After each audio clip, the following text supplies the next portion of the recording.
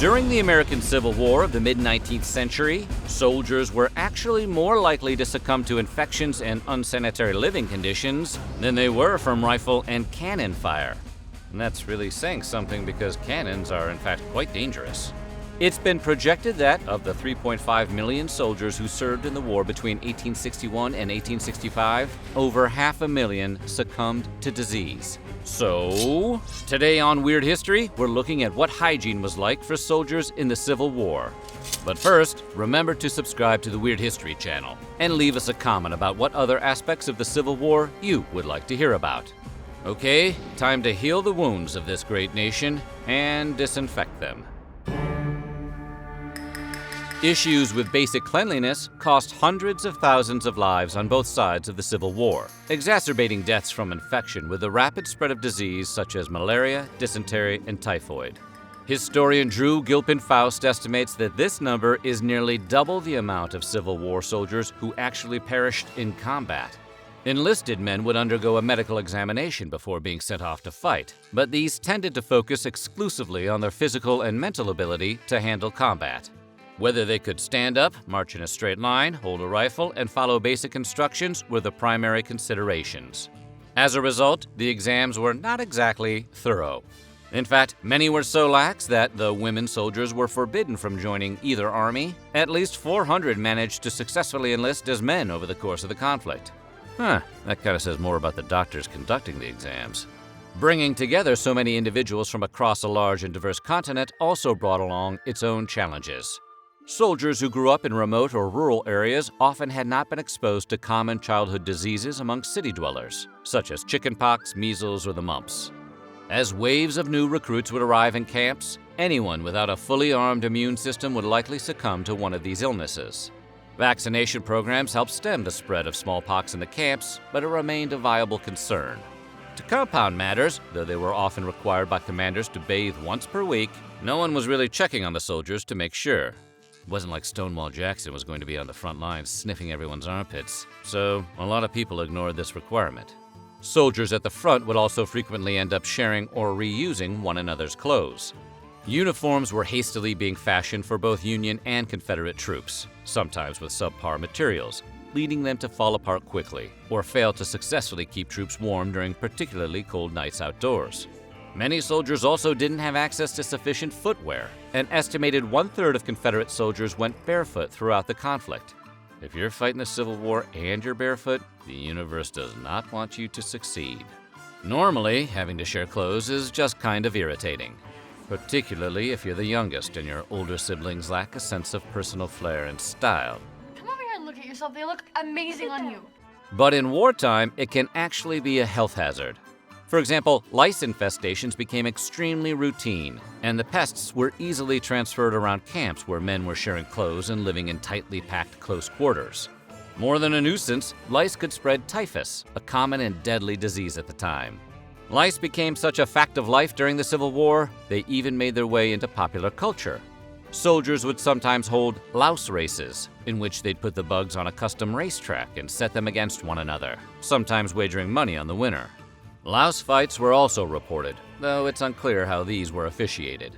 Additionally, many soldiers, particularly undersupplied Confederates, would frequently steal boots and other clothing from the dead, imprisoned, or wounded enemy troops.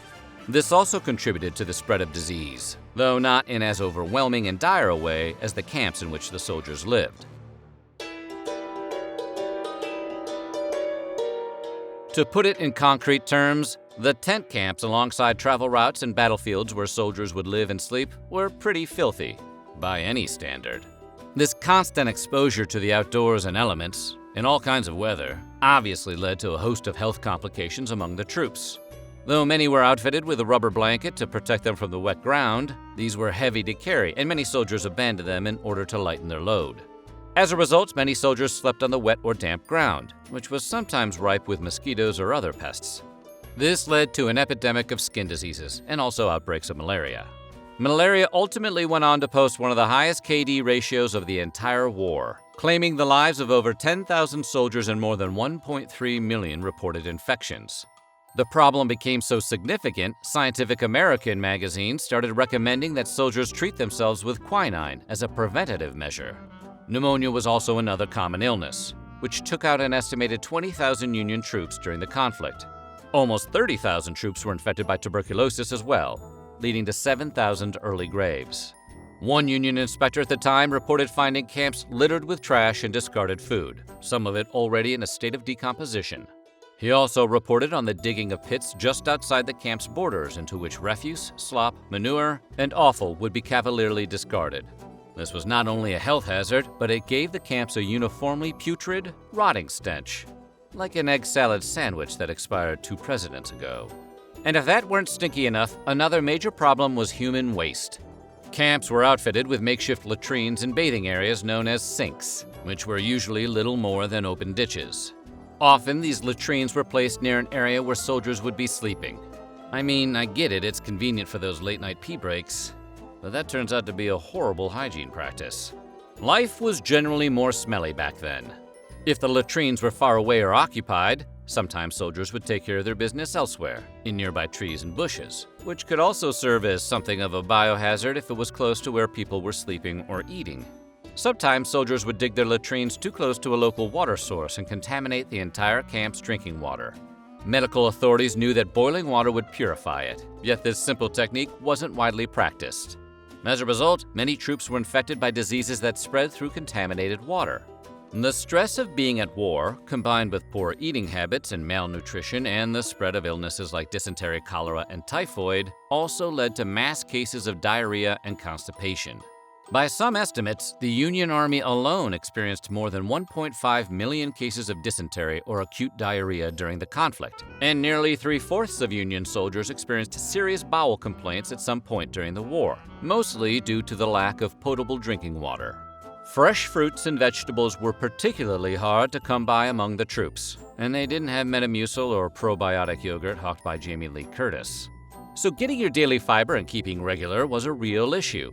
These conditions were also treated with quinine, as well as opium in some cases, if you were really lucky. At the time, it was believed that mercury mixed with chalk worked as a laxative, and even though that's incredibly toxic, it's also technically true. Your body will indeed begin to expel itself if you consume enough mercury. So it became a popular treatment as well. Though the dangers of drinking latrine water were already fairly well understood, medical science had yet to entirely wrap its head around concepts like food poisoning. Soldiers frequently dined off of unsanitary plates with dirty utensils, only to catch foodborne illnesses. This was a considerable enough problem to prompt the U.S. Sanitary Commission to specifically warn soldiers against using dirty dishes, recommending that they scour their pans rather than risk getting sick on the job. The Civil War went down just a few years before Joseph Lister published his landmark article, An Address on the Antiseptic System of Treatment in Surgery, in the medical journal Lancet in 1867.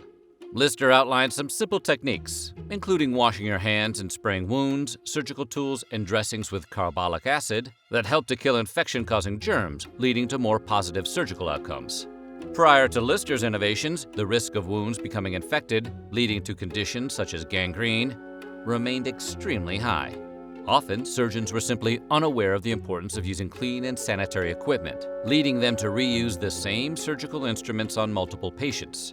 As these procedures were often going down during the heat of battle, with a long line of grievously wounded men waiting for treatment of their own, often the tools wouldn't even be rinsed down between operations. In particularly extreme cases, surgeons would resort to simply using their bare hands to root around inside patients looking for shrapnel, bits of bone, or other debris. If their hands were still dirty, or worse, covered in blood and body fluids from a prior patient, this put everyone at significantly greater risk of infection. Sponges that were covered in blood and pus would sometimes just get a quick rinse before being applied to another patient. Sponges would also sometimes be used in place of cotton rags among medics who were chronically under-equipped, especially in the South. Other doctors came up with, let's call them creative solutions, to common battlefield conditions, like using maggots to eat away at dead tissue around an infection, in the hopes that healthy tissue would grow in its place. The resulting infections, bringing with them so-called surgical fevers, had a higher mortality rate than the actual surgical procedures themselves. The risk of infection was so high, amputation was often the first and only available option for Civil War medics treating soldiers with significant wounds or injuries. That is why there are so many leg sawn scenes in Civil War movies. However, while many of these movies indicate that battlefield surgeries in this era were carried out without anesthesia, with soldiers being given nothing but bullets or a belt to bite down on to deal with the pain, this is not historically accurate. Anesthesia was developed in the 1830s and was in regular use during the war. In fact, it's estimated that 95% of all Civil War surgeries were carried out under the influence of either chloroform or ether. Some historians estimate over 60,000 amputations were carried out on Civil War battlefields. And while those amputations may have saved the patient's lives, they could become a health hazard for everyone else. There was no proper and clean way to dispose of all those severed limbs, and piles of them would accumulate during large battles, as surgeons had to work quickly and move between many injured patients. At Gettysburg, a local boy named Hugh Ziegler was actually employed to help move around amputated limbs. He later recalled that the piles resembled stovewood and were large enough to have filled a wagon bed. Imagine that's your first summer job, battlefield limb collector. It's better than a paper route.